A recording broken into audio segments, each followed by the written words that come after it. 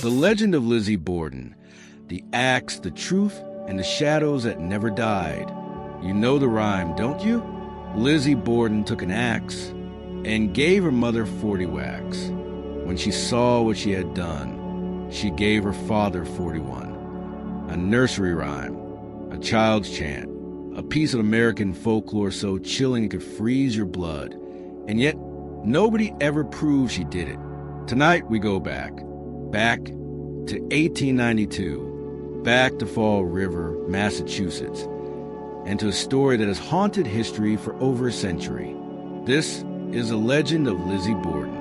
And trust me, by the end of this story, you'll be asking yourself whether justice was ever served or whether Lizzie's ghost still smiles at us from the shadows.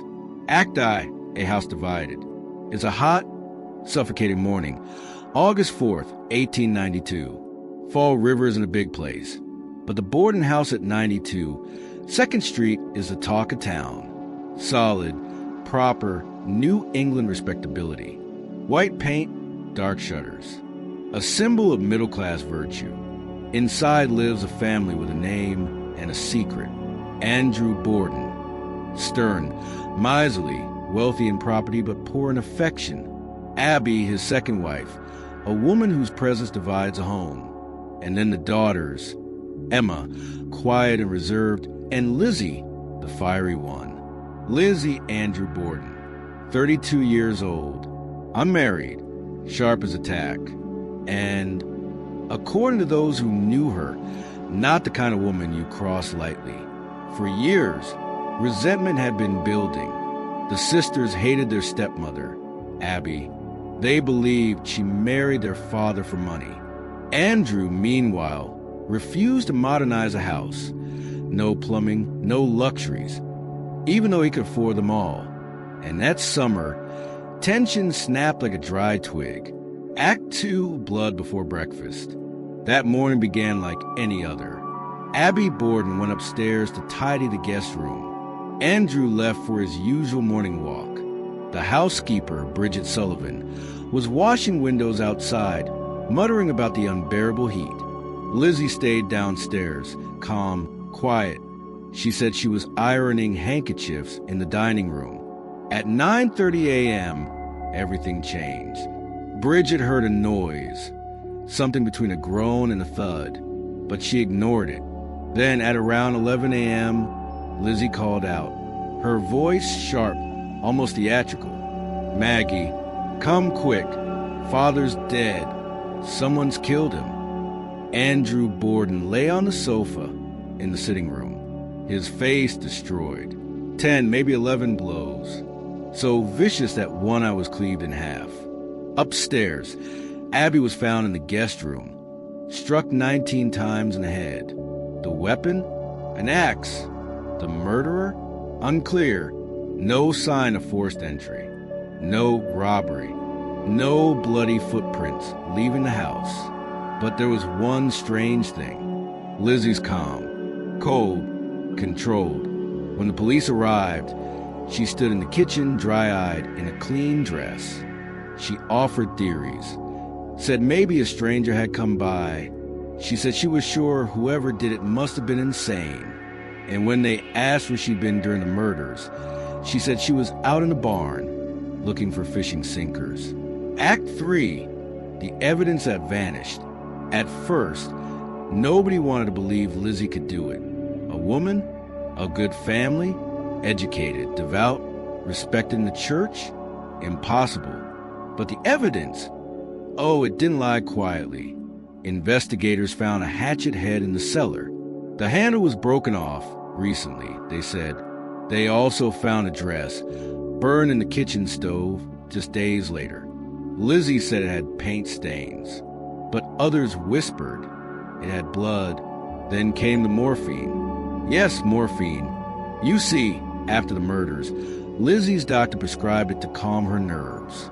By the time of her inquest testimony, she was so doped up she barely made sense. Her answers were erratic, contradictory, even combative. When asked if she saw her stepmother that morning, she said, "No," then "yes," then "I don't know." When asked where she was when her father was killed, she said, "I was in the barn. Then I was in the kitchen. Then I heard a groan. Then I didn't hear a thing." Reporters smelled blood, and Fall River, once a quiet town, became a carnival. Act 4, the trial of the century. June 1893. The trial begins. The courtroom is packed with spectators, society women with fans, men in waistcoats, reporters with pencils poised like daggers. The prosecution's case is simple. Motive, means, and opportunity. Lizzie resented her stepmother. She wanted control of her father's money. She was home alone. They pointed to the burned dress. They brought in the broken hatchet. They quoted her inconsistencies. But the defense, led by a man named George Robinson, played the long game. He painted Lizzie as a victim of circumstance, a good Christian woman unjustly accused, a daughter who discovered her father's body and went into shock. And when they examined the evidence, it began to crumble. No fingerprints, no blood found on Lizzie's hair, skin, or clothing. The police investigation, sloppy, amateurish, bungled from the start. There was no clear weapon, no eyewitness. And as for motive, being irritated by your stepmother isn't the same as murder. After 2 hours of deliberation, just 2 hours, the jury returned. Not guilty. And that was it. Lizzie Borden walked free. Act V, the woman the world couldn't forget. But freedom didn't mean peace. After the trial, Lizzie stayed in Fall River, though most people wish she hadn't. She moved into a mansion on the hill, the rich part of town, with her sister Emma. She called it Maplecroft. It had modern plumbing, a grand staircase, servants, the luxuries she'd once been denied. But she was shunned. Church ladies turned away. Shopkeepers whispered. Children sang the rhyme outside her gate. Lizzie Borden took an axe. Even Emma eventually left her, and the sisters never spoke again. Lizzie lived another 34 years, alone, defiant, rich. She died in 1927 of pneumonia. Her funeral was small, quiet, unmarked by tears. And yet her legend only grew. Act 6, the 1975 film, a new face for an old crime. Now, fast forward 83 years. In 1975, ABC aired The Legend of Lizzie Borden, a made-for-TV film starring Elizabeth Montgomery. Yes, Samantha from Bewitched, the sweet suburban witch, now swinging an axe in one of television's most haunting transformations. The film didn't just retell the case. It reimagined it. It asked, what if Lizzie really did it? What if she snapped after years of repression, control, humiliation? What if, behind that prim lace dress, there was a storm brewing, a woman crushed by Victorian expectations, finally erupting into rage? Montgomery's performance was hypnotic, cold, beautiful, tragic. She played Lizzie as both victim and executioner, the perfect paradox. The film's infamous sequence, where Lizzie, naked under her apron, strikes the blows in silence, became one of the most chilling scenes in television history. Not for gore, not for shock, but for psychological precision. The camera doesn't flinch. Neither does she. And when she's done, she washes herself clean. No blood, no trace, like nothing happened. It's not horror, it's ritual. And somehow, you almost understand her. Act 7, fact, fiction, and feminine fury. The Legend of Lizzie Borden wasn't just a crime film, it was a cultural statement. In 1975, America was in the midst of the women's liberation movement. Audiences saw Lizzie differently now, not just as a potential murderer, but as a symbol of female rage, a woman silenced, controlled, pushed to the edge by patriarchy.